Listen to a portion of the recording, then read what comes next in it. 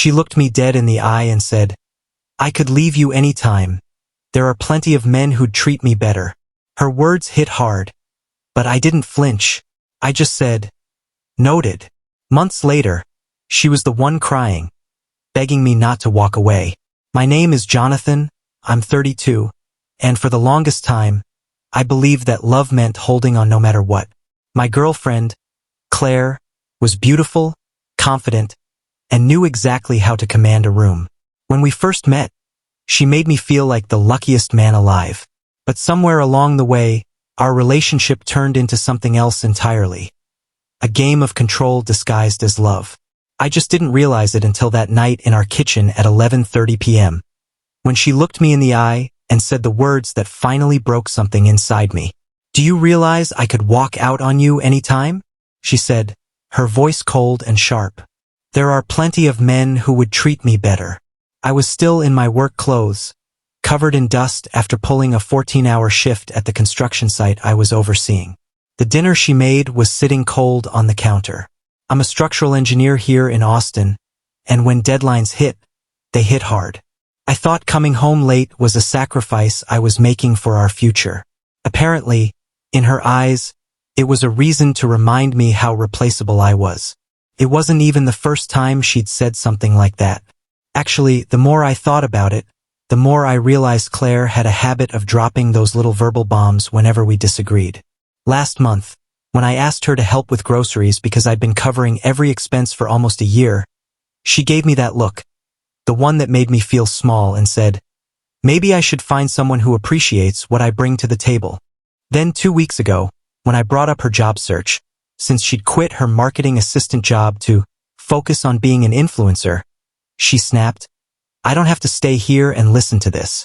Every time it happened, I ended up being the one apologizing. I'd reassure her that I didn't mean anything by it, that I was just tired or stressed. I'd beg her not to be upset because the thought of her leaving terrified me. She knew that and she used it. But that night, something changed. Maybe it was the exhaustion, maybe it was hearing the same threat one time too many, or maybe it was the quiet realization that I was tired of being held hostage by someone who claimed to love me. Instead of panicking like I always did, I just looked at her and said, "Noted."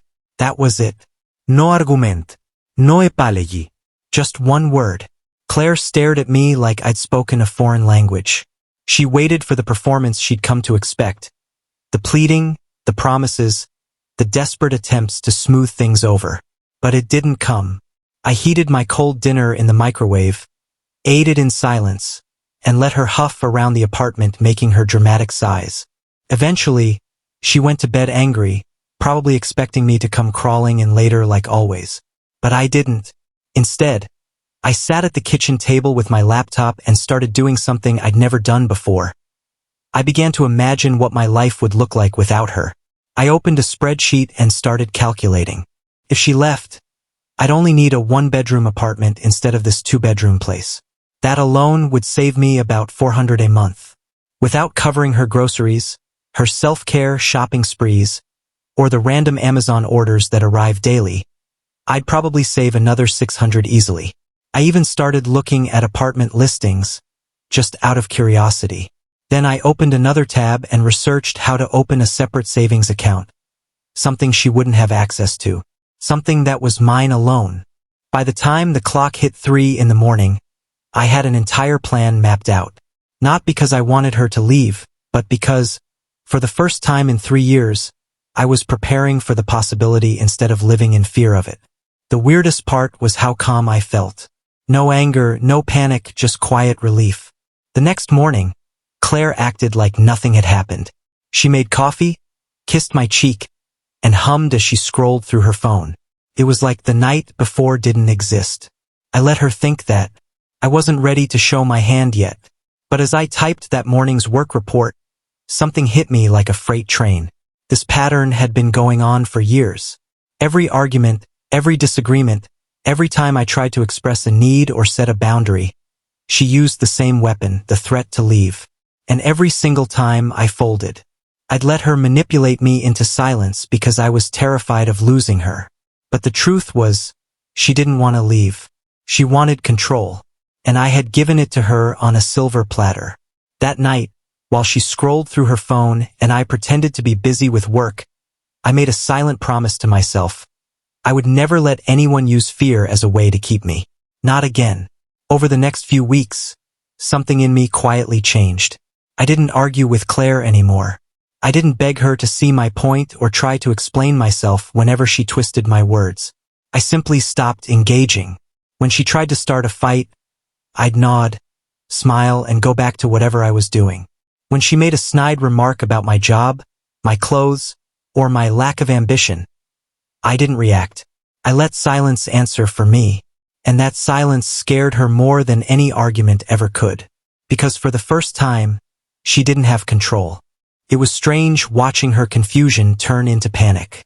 The same woman who used to threaten to leave was now the one asking if I was still happy, if I still loved her. I'd look at her and say, "I'm fine," and go back to reading or working. She didn't know how to handle that. Manipulation only works when the other person still cares enough to be moved by it. And I had finally reached the point where I didn't. One Friday night, she dressed up in that red dress I used to love, the one she wore on our 3rd anniversary, and tried to pull me into the old routine. She cooked dinner, lit candles, even played our favorite song. But it all felt like a scene from a movie I'd outgrown. Her laughs sounded hollow, her touch felt forced, and I could see right through the act. She wasn't doing it because she loved me.